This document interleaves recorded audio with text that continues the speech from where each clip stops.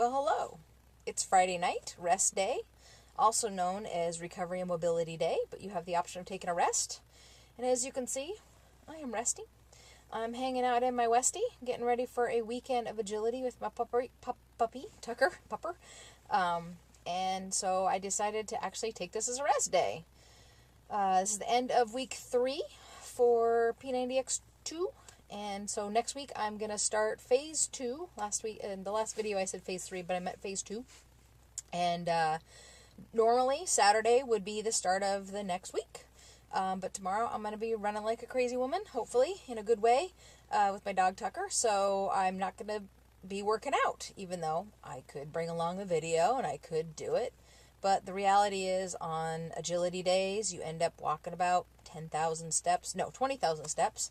So I kind of feel like that's enough exercise for the day, which is kind of surprising because you kind of feel like you're sitting around all day, but you do get in those steps, especially if you volunteer. So I did bring my roller out here. I don't know if you can see that, but I brought the roller and I brought the yoga mat, and I do have the video.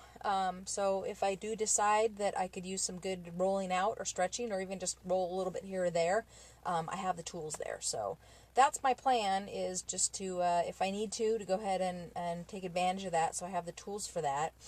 And then what I did is I have agility coming up in a couple weekends too. So I kind of just looked at the next 3 weeks and realized that I've got like 6 days, 3 days for one agility weekend, 3 days for another agility weekend, which is basically a workout week, that I'm taking out. So instead of putting my whole workout to a whole nother week extra and missing out on a workout, I decided to basically just chop out the recovery and mobility days, because I'm pretty much having rest days technically as far as the workouts go. So that means I'm going to kind of go this next week into next weekend, and the following week will be back to back, with not a whole lot of rest in there, but there's yoga workout in there, so that's kind of a little bit of rest.